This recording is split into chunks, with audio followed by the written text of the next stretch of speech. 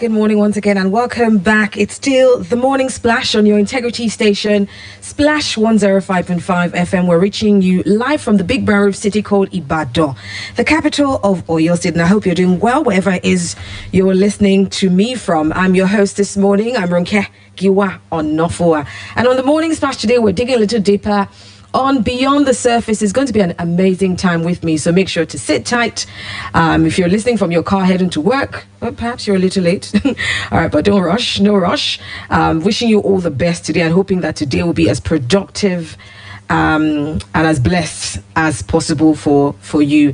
All right, so welcome back on the show. Thank you for sticking around. And if you're watching live on Facebook, please share the video. That's the only thing we'll ask you to do. Share the video. For those who have been on Facebook earlier, you know who I'm about to introduce to you. And of course, you have an idea what I'm about to talk to. I put the post up on Facebook and I asked for your questions as well. So if you have a question or you have a comment, please go to our Facebook page. You can find us at facebook.com/Splash FM 105.5. That is facebook.com/Splash FM 105.5. You can leave a comment below because you already know what I'm about to talk to. What I'm about to talk about and who I'm about to talk to as well. So please leave a comment and leave a question if you like as well. And of course, share this video. This morning, I have the honor to have with me this morning a Nigerian public administrator and speaker, a lawyer, a John Maxwell leadership coach and politician. He has a law degree from the University of Birmingham. He's also a graduate of the BPP Law School, where he obtained a distinction in his legal practice course. Currently, he's the honorable member representing Afigio State constituency of Oyo State in the Oyo State House of Assembly. And of course, I've got Honorable Seyi Adisa here with me. Good morning. Good morning, okay.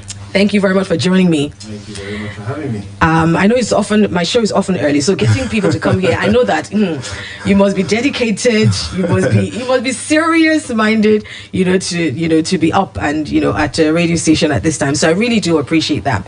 Thank you very much. So for those who may know, recently you saw in the news where in the Oyo State House of Assembly, a bill passed to the third. Oyo State Assembly passes Enterprise and Employment Trust Fund Bill.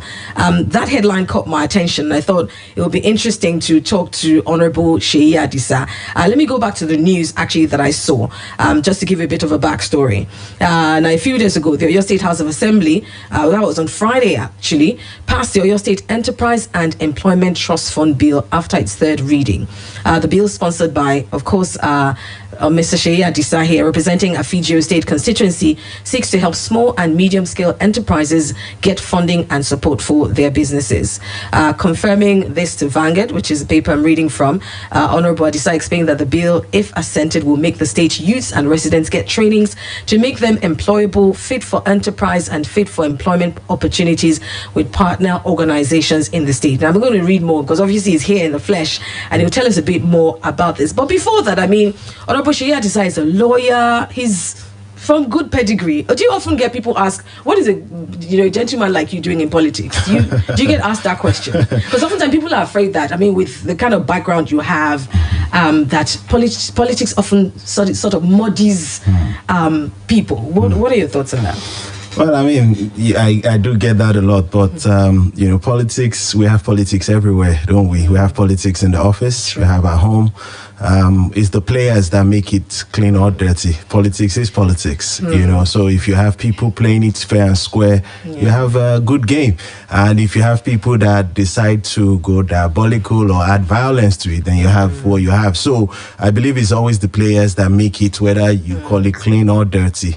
But there's politics everywhere. Okay, and you were once principal private secretary to the former governor of Oyo State, Senator Abiola, late Senator Abiola Jimobi. Would you say that is where it all started for you? Well, definitely. He played a huge role He played a huge role. I always knew from a young age I was going to go into politics. Okay. What I didn't know was it would be this early.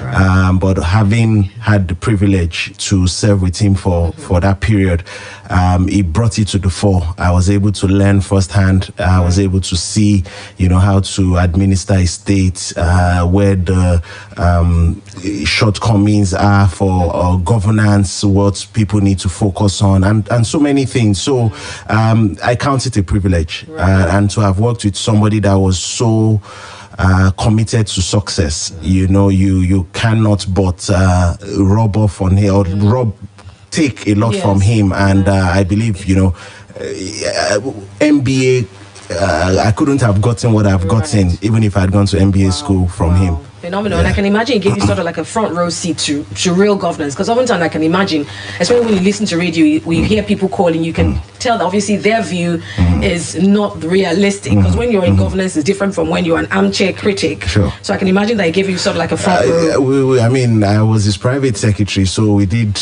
almost everything, together. So front row, front seat, if you like. And I certainly learned a lot. And when I look at what I'm doing today, I cannot but attribute a lot of it, first to God, but then He is the one God has used to build me to where I am today. Phenomenal. What do you say to young people? Young people often complain that they're not giving, a seat at the table. I mean, you're not even 40 yet.